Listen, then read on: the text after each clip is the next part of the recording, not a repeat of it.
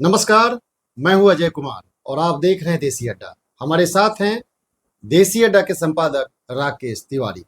देखिए, 40 लोकसभा सीटों में इस बार इंडिया गठबंधन ने 3 लोकसभा सीटों पे भूमिहार को उतारा है और ये देखा जा रहा है कि भूमिहार और यादव जाति को मिलाकर एक नया प्रयोग करने का प्रयास किया जा रहा है। तो क्या ये तीनों सीटों पर भूमिहार अपनी लाज बचाने में सफल होंगे या हर्षराज की हत्या के बाद जो यादव और भूमिहार का समीकरण बना था वो टूट जाएगा? क्योंकि आरोपी चंदन यादव भी गिरफ्तार हो चुके हैं और हर्षराज की हत्या के बाद भूमिहारों में उवाल है। तो क्या बनता है समीकरण, आइए हम जानते हैं राकेश तिवारी से। राकेश जी नमस्कार। धन्यवाद आपको। ये जो समीकरण बनाया गया था भूमिहार और यादव को, और इसी को देखते हुए इंडिया गठबंधन ने आरजेडी कोटे से लगभग 3 भूमिहारों को मैदान में उतारा है और जीत के प्रति भी आश्वस्त दिख रही है। तो क्या ये समीकरण अभी जो ताजा घटना घटी है उसके बाद कायम रहेगी? देखिए, जहाँ तक ताज़ा घटना की बात है तो बिहार की राजनीति में भूमिहार और यादव लालू यादव के उदय के बाद से लड़ते रहे। जी। लंबे अरसे के बाद एक प्रयास हुआ कि भूमिहार और यादवों के बीच एक गोलबंदी बनाई जाए और तेजस्वी यादव ने जो ये प्रयास किया उसमें आप देखेंगे कि वैशाली में मुन्ना शुक्ला को टिकट दिया गया, बिल्कुल। महाराजगंज में आकाश प्रसाद सिंह को टिकट दिया गया और जो भागलपुर में अजीत शर्मा को टिकट दिया गया।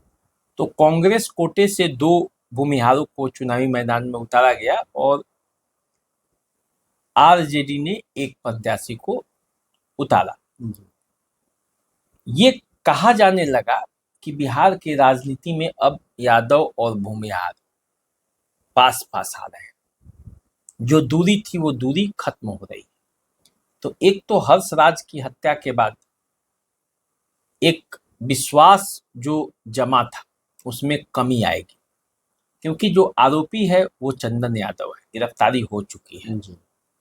वर्चस्व की लड़ाई है छात्रों के बीच की, और छात्रों के बीच जो लड़ाई होती है तो राजनीति में राजनीतिज्ञ तो उसका लाभ उठा ही लेते हैं। तो अब वही राजनीति चल रही। असल बात ये है कि महाराजगंज और वैशाली, ये दोनों क्षेत्रों की यदि आप लड़ाई देखेंगे, आप जो बात कह रहे हैं, तो उसमें दोनों में कौन जीतेगा, लड़ाई में कहाँ टक्कर है, वैशाली में और महाराजगंज में और भागलपुर में। 3 भूमिहार तो उतरे इंडिया गठबंधन से, लेकिन जीतेंगे कितने, सवाल यही है। तो महाराजगंज और वैशाली की पहले बात करते हैं।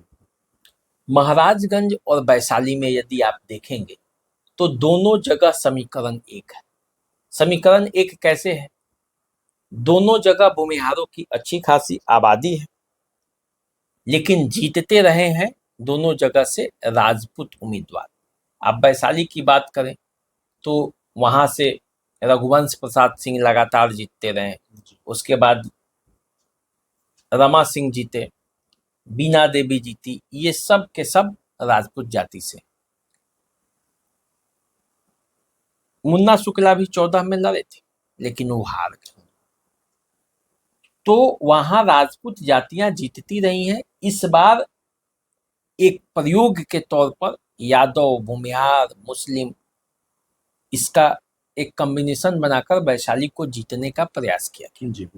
दूसरे तरफ यदि आप महाराजगंज को देखेंगे तो महाराजगंज में भी भूमिहारों की अच्छी खासी आबादी है और वहां से भी 1991 के बाद आज तक राजपूत ही जीतते रहे।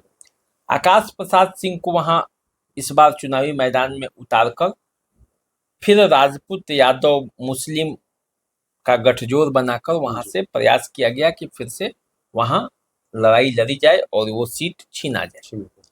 लेकिन यदि आप महाराजगंज और वैशाली की बात करेंगे तो जो मुझे लगता है कि महाराजगंज से ज्यादा अच्छा लड़ाई मुन्ना शुक्ला ने वैशाली में दिया है। उसका कारण है, उसका कारण एक ये है कि मुन्ना शुक्ला उसी वैशाली के धरती पुत्र है। आकाश प्रसाद सिंह बाहर से आए बाहर हैं। से आए। तो ज्यादा अच्छा से समस्याएं जो हैं वो लोगों का मुन्ना शुक्ला समझते हैं। मुन्ना शुक्ला का राजनीतिक कद भी बड़ा है, कई बार विधायक रह चुके हैं, लोगों का प्रतिनिधित्व किया है, जी उसका काम किया है, उसके साथ गुजारे हैं समय, तो इसलिए उनके साथ लोगों की जुड़ाव है। जो आकाश प्रसाद सिंह महाराजगंज पहुंचे, अरवल के रहने वाले हैं, उनके पिता का राजनीतिक विरासत बड़ा है, प्रदेश अध्यक्ष हैं कांग्रेस के, जी बिल्कुल। चुनाव भी अगले साल होने वाला है, तो इसीलिए टिकटार्थी जो जितने भी थे उनकी संख्या उनके साथ लग गया और क्षेत्र में लोगों ने बड़े रुझान के साथ उनके साथ जुटे। लेकिन हुआ क्या, लगभग 30% भूमिहार जाति के लोग भी जनार्दन सिंह सिग्रीवाल के पक्ष में हो गए, क्योंकि वो कैडर वोट था, राष्ट्र निर्माण की बातें थी, मोदी के साथ रहने की बातें थी, वो पहले से भी था। जनार्दन सिंह सिग्रीवाल के वो कैडर वोट हुआ करते थे। तो जो मुझे लगता है महाराजगंज और वैशाली में, यदि आप इन दोनों सीटों में से आप मुझसे पूछेंगे, तो जो मुझे लगता है कि वैशाली में ज्यादा मजबूती के साथ मुन्ना शुक्ला लड़े। जो बातचीत हुई है उसके हिसाब से भी ऐसा लगता है कि वैशाली मजबूत है, जी बिल्कुल। महाराजगंज में वो मजबूती नहीं। फिर आइए भागलपुर में, जहां अजीत शर्मा चुनावी मैदान में। जी बिल्कुल। अजीत शर्मा चुनाव तो बड़ा अच्छा से लड़े, लेकिन अंत समय में अजय मंडल के पक्ष में गोलबंदी हो गई, उनसे नाराजगी लोगों की थी और इसीलिए ऐसा माना जा रहा था कि इस बार पल्ला साफ हो जाएगा, अजीत शर्मा चुनावी बाजी जीत जाएंगे। क्योंकि वो जिस भागलपुर से विधायक, वहां से वो लगातार जीत रहे हैं और वहां भूमिहारों की आबादी कम है, इसके बावजूद वो जीतते हैं। तो जब भागलपुर क्षेत्र को व्यापक रूप में लेंगे तो वहां मुस्लिम की संख्या अच्छी खासी है, यादव की भी संख्या है, अच्छी है। भूमिहारों की भी संख्या है, अच्छी है। और अजीत शर्मा का जो मैनेजमेंट है जी वो भी अच्छा है। वो शहर में भी उनका कब्जा है। जी तो इस बार अजय मंडल का चलेगा नहीं, लेकिन ऐसा होते हुए दिख नहीं रहा है, क्योंकि अजय मंडल के पक्ष में अंत समय में अति पिछड़ी जातियां जुटी, उनकी जो गंगौता समाज की वहाँ अच्छा खासा लोग हैं वो लोग जुटे, और जब जुटे तो समीकरण बदला। बनते बनते बन गया। मोदी नाम का मोदी जो मैजिक भी। असर है, मोदी मैजिक चला और इससे अजीत शर्मा का जो है वो पिछड़ने लगे। हालांकि उनकी पुत्री नेहा शर्मा जो बॉलीवुड एक्ट्रेस हैं वो भी आई चुनाव प्रचार में और भागलपुर को लेकर कई तरह की बातें कही जा रही थी, लेकिन अंततः जाते जाते ये चुनाव अजय मंडल के पक्ष में बनता हुआ दिखाई दे रहा है। हालांकि अब तो रिजल्ट नजदीक ही है, बिल्कुल। 4 जून को पता चलेगा कि इन 3 सीटों पर असल में हुआ क्या है, महाराजगंज में क्या हुआ है, वैशाली में क्या हुआ है और भागलपुर में क्या हुआ है। लेकिन आरजेडी ने जो प्रयास किया था भूमिहार और यादव का एक गठजोड़ बनाने का, उसको हंसराज की हत्या से एक धक्का जरूर पहुंचेगा, क्योंकि हंसराज बड़ी तेजी से भूमिहारों के एक छात्र नेता के रूप में उभर रहे थे, पटना यूनिवर्सिटी छात्र संघ का चुनाव भी लड़ना चाहते थे, जी समस्तीपुर में वो काफी सक्रिय रहे, शांभवी चौधरी के साथ साय की तरह वो चुनाव प्रचार कर रहे थे। जी असल में वो सयान कुणाल के मित्र साथियों में से हैं। करीबी है। शांभवी चौधरी ने मुंह बोला भाई भी मानती है, अशोक चौधरी के वो दुलारे छात्र नेता माने जाते हैं।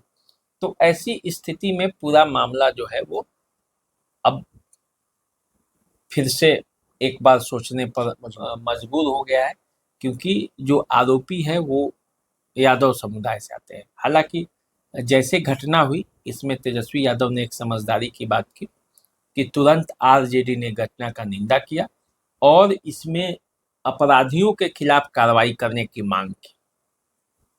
तो इससे लगता है कि तेजस्वी यादव के मन में कहीं ना कहीं से जो उन्होंने ये सोचा है कि माई के साथ साथ बाप की भी पार्टी बनानी है, उस रास्ते पर वो प्रयासरत तो है।